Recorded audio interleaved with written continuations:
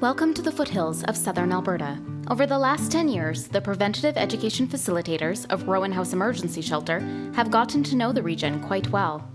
Let me introduce myself. I am the little flash drive of hope that holds important information used to help break the cycle of violence. You see, together with Rowan House's two preventative education facilitators, Lindsay and Angela, I travel from town to town visiting schools and other community agencies to teach people about healthy relationships. In schools, we teach the young kids about friendship, kindness, and bullying. We teach the older kids about empathy, dating violence, boundary setting, self-esteem, and how to be an active bystander. Rowan House sees firsthand how the effects of abuse and violence transfer from generation to generation, and Lindsay and Angela are here to teach youth that abuse and bullying are not normal, and they are not okay.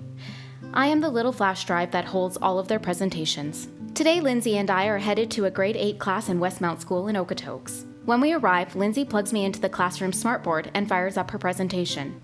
Last month, we talked to this class about what abuse is and what healthy relationships should look like.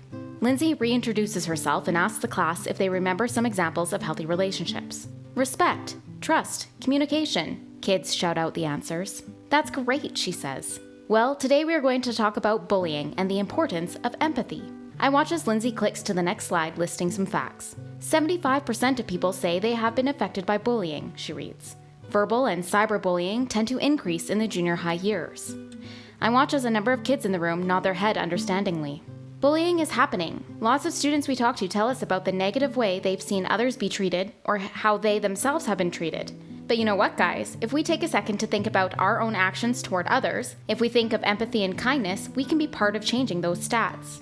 What is empathy? I hear one of the kids ask.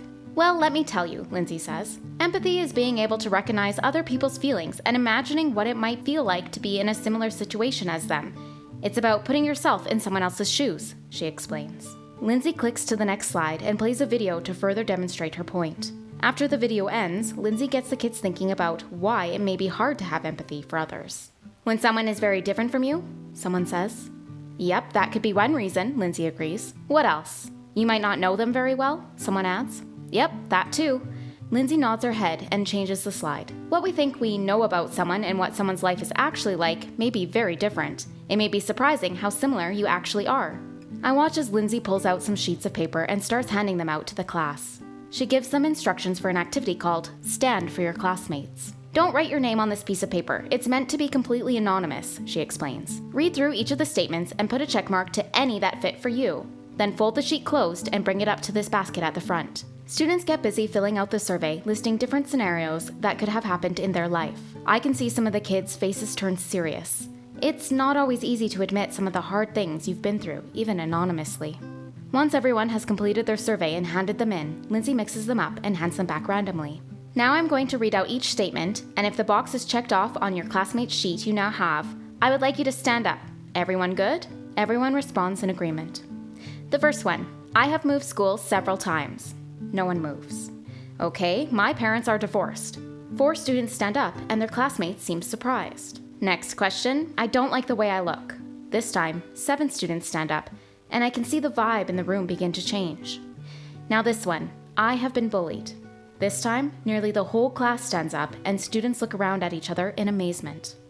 Lindsay goes through the remainder of the list and students stand up in varying numbers. I have anxiety. I am lonely. I struggle with school. I have lost a pet I love. I felt pressure to try things I'm not comfortable with. Everyone has gone through tough times, Lindsay points out. And many of you have been through similar situations. What did that feel like? She asks. I had no idea how many people were dealing with some pretty serious things, one student offers. It's kind of sad. It can be sad, Lindsay agrees, but the amazing thing about having empathy for others is it leads to compassion. When we imagine how someone is feeling hurt or upset, we often want to do things to make them feel better. Next, Lindsay hands everyone a sticky note. We are going to practice doing a random act of kindness. On the post-it note that I just handed out, I want you to write something nice or inspiring. Not to anyone specific, but that could work for anyone, she explains. Then I want you to head out into the hall and put it on one of the nearby lockers. We want as many people as possible to get a sticky note, so make sure to spread them out, don't just fill one locker. Once the students return to the room, Lindsay asks, knowing how each and every one of you are dealing with something in your life, how do you think it will make those people feel when they see your sticky note on their locker? I could feel the room buzzing with excitement. I think it will make them feel good, one student says. And I also feel really good for putting it there. Absolutely, Lindsay says. We don't always realize our impact, but even something as simple as a smile or a small note can make a big difference for someone who's struggling. Lindsay gives the students candy and an evaluation form to fill out as she packs up her things, a sense of accomplishment filling her heart, knowing a little bit of change is happening in the minds of many of these students. It can be hard on the staff of Rowan House to listen to women tell their stories of abuse, sometimes horrific and often taking place over the course of many years. But their empathy and compassion keep them going, supporting women in their journey to healing every day. Lindsay and Angela are making a difference too by breaking that cycle early on, by providing youth with education and inspiring them to make choices that lead to lives free from violence. And I will continue to take along the holder of that education, the little flash drive of hope.